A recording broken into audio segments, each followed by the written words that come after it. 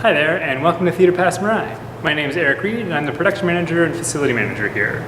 I'd like to welcome you back to the Behind the Curtain series, and today we're going to go over a couple of quick tips and tricks that you can do ahead of time in the rehearsal hall, and things that will help you streamline the tech process and hopefully take some of the whole stress out of it.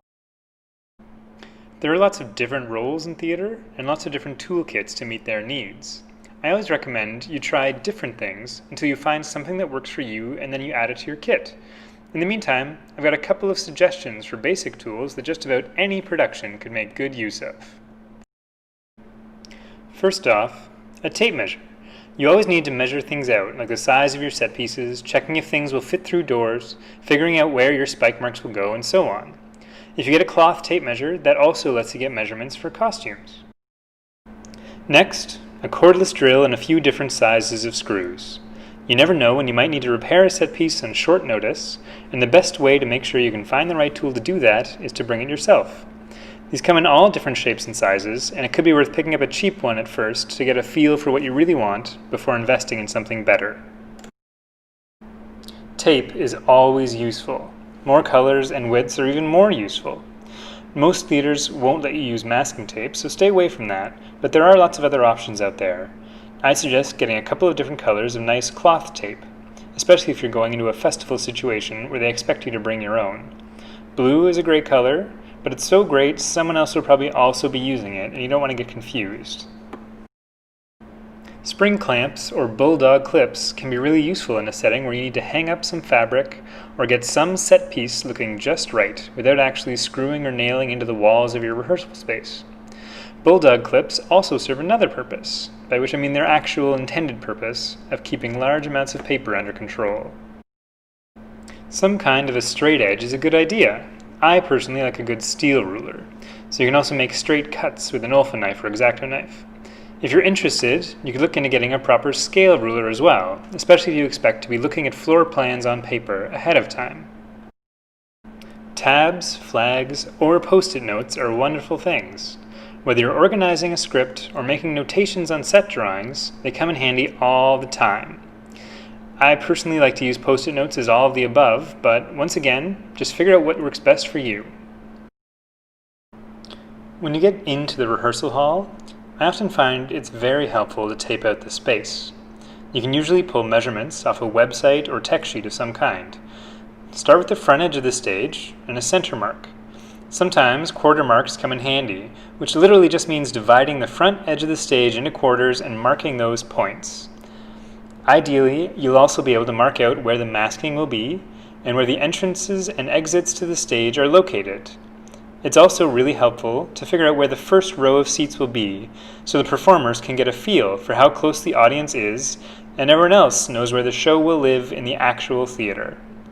Later on in the rehearsal process, your set pieces will ideally be placed and spiked in what is their final positions. Take some time to make a spike map for your show. I would tape down a measuring tape from the edge of the stage running up along the center line, then measure perpendicularly to each spike from there. Write them all down so you have a list of things like upstage corner of chair, 14-foot upstage, 3-foot stage right. Draw a little map, ideally color-coded so it's easy to read, and then it'll be easy to place your set when you get access to the theater. The earlier you can start playing sound cues in rehearsal, the better. The transition into tech will be so much easier if everyone is used to hearing those sounds in the right places already. Ideally, you should use the device you're planning to use for the actual show, whether it's your laptop, your tablet, your phone, or whatever your plan is. Most theaters will be able to take anything with a standard headphone jack and hook it into the sound system. The other nice thing about this is it lets you generate a cue list nice and early and gets the stage manager used to where those cues will go.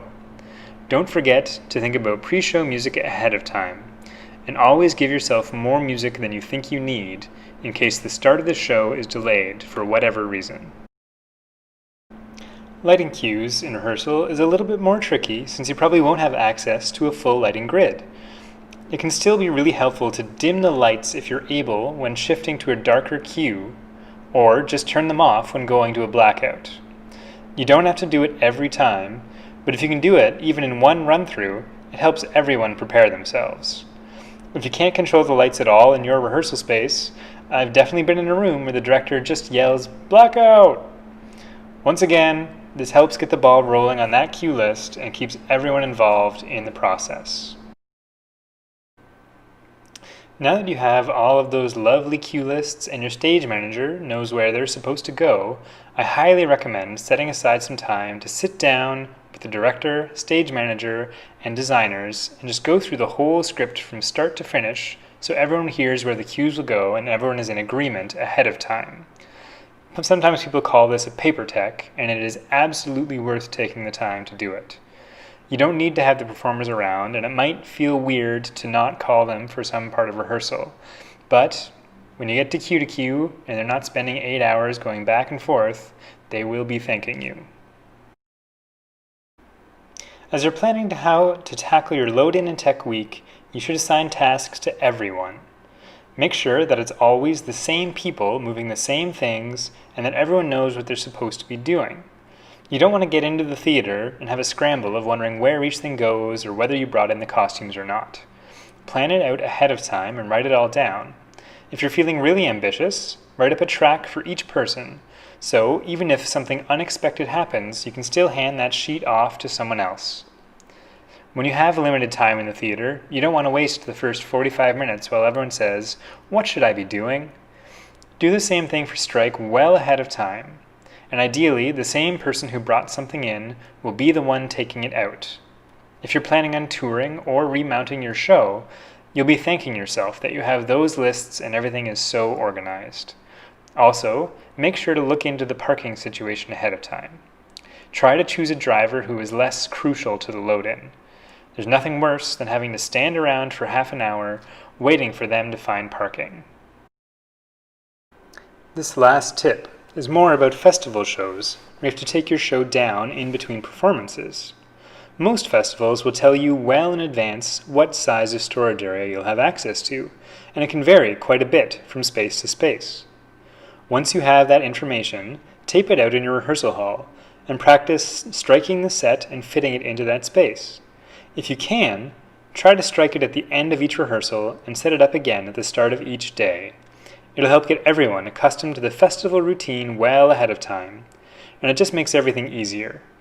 There's also no guarantee you'll have a wall to lean things against, so don't forget to make your packed up set freestanding.